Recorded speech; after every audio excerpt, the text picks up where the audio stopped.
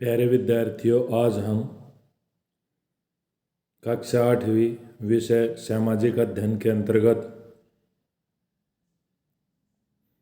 अध्याय 6 18वीं सदी का भारत का उड़ान चरण 2 के अंतर्गत उड़ान कार्य पुस्तिका का कार्य करेंगे। प्यारे विद्यार्थियों, हम आपके लिए इतनी मेहनत से वीडियो बनाते हैं तो इसलिए आपका भी फर्ज बनता है कि मेरे चैनल नवजल एजुकेशन सिलारपुर को सब्सक्राइब करें, वीडियो को लाइक करें और वीडियो को शेयर करें। सबसे पहले देखिए अध्याय 6 18वीं सदी का भारत। इस अध्याय का हम उड़ान कार्य पुस्तिका का कार्य करेंगे। सबसे पहले देखिए कार्य पत्रक 1 को हम हल करेंगे। प्रश्न नंबर 1, मराठा के संघर्ष में राजा राम व उनके परिवार का योगदान का परिचय दे। संभाजी की मृत्यु के बाद सन 1689 से 1700 ईस्वी तक राजा राम ने मराठों के शासक के रूप में कार्य किया। उसके नेतृत्व में मराठों ने अपना संघर्ष लगातार जारी रखा।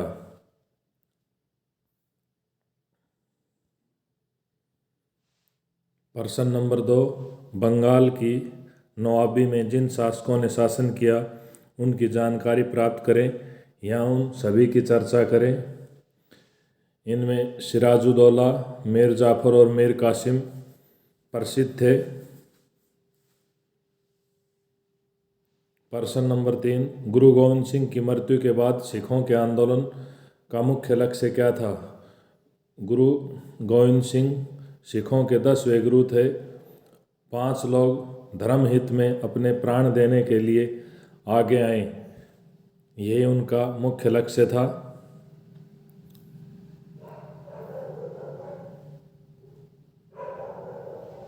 प्रश्न नंबर 4, पानीपत का तीसरा युद्ध किस के बीच लड़ा गया और इसका परिणाम क्या हुआ। पानीपत का तीसरा युद्ध मराठा और अहमद शाह अब्दाली के बीच लड़ा गया। इस युद्ध में मराठों की हार तथा अब्दाली की विजय हुई। कार्यपत्रक 2,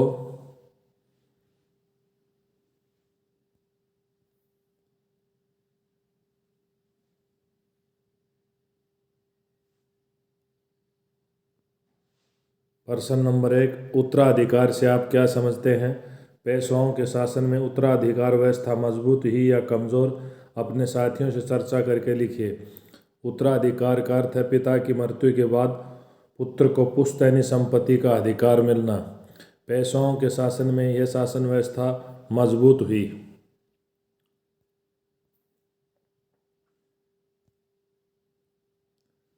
प्रश्न नंबर 2, उचित मिलान करना है। राजा राम ताराबाई से मेल होगा, ये उनकी रानी थी। महाराजा छत्रसाल बुंदेलखंड से संबंधित थे। औरंगजेब की मृत्यु 2 मार्च 1707 को हुई। बक्सर का युद्ध 1764 में हुआ। छत्रपति शाहू का देहांत 15 सितंबर 1749 ईस्वी को हुआ।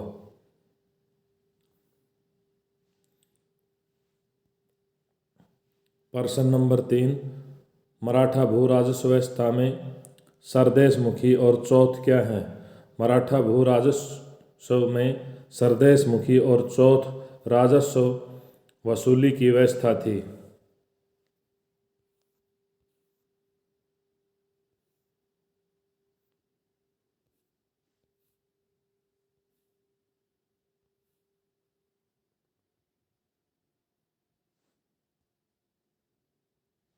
कार्यपत्रक 3, प्रश्न नंबर 1, यदि आपको पेशवा की उपाधि दी जाती है तो आप शासन कुशलता का ध्यान किस प्रकार रखते।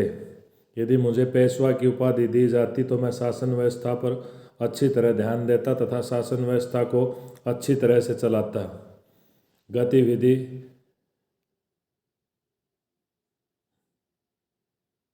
3 के अंतर्गत या कार्यपत्रक 3 के अंतर्गत प्रश्न 2, भारत के मानचित्र में निम्न स्थानों को ढूंढने की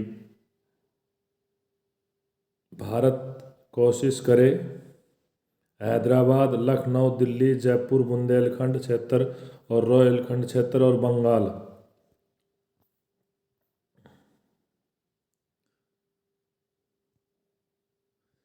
अब ये रोहिलखंड प्रदेश है, ये दिल्ली है, ये जयपुर है, ये बुंदेलखंड है, ये लखनऊ है, ये हैदराबाद है।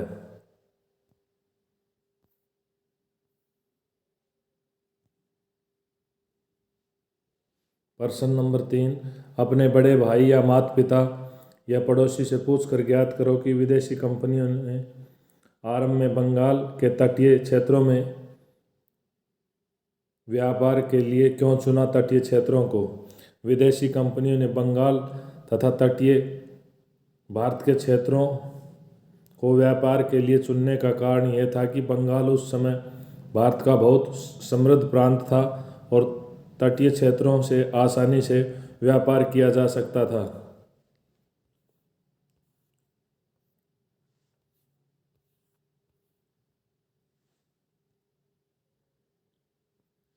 कार्यपत्रक 4, प्रश्न 1, निम्नलिखित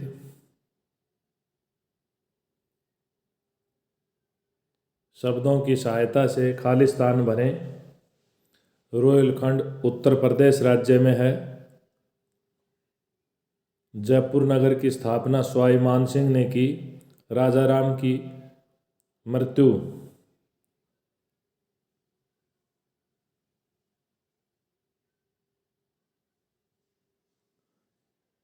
1700 ईस्वी में हुई, यहाँ इसकी जगह 1700 ईस्वी आ जाएगा। पलासी के युद्ध के बाद मीर जाफर को बंगाल का नवाब बनाया गया। अब हमें बहुविकल्पीय प्रश्न हैं, उनके उत्तर बताने हैं। बहुविकल्पीय प्रश्न, पानीपत का तीसरा युद्ध 14 जनवरी 1761 को लड़ा गया। बक्सर का युद्ध कब हुआ। बक्सर का युद्ध 1764 में हुआ।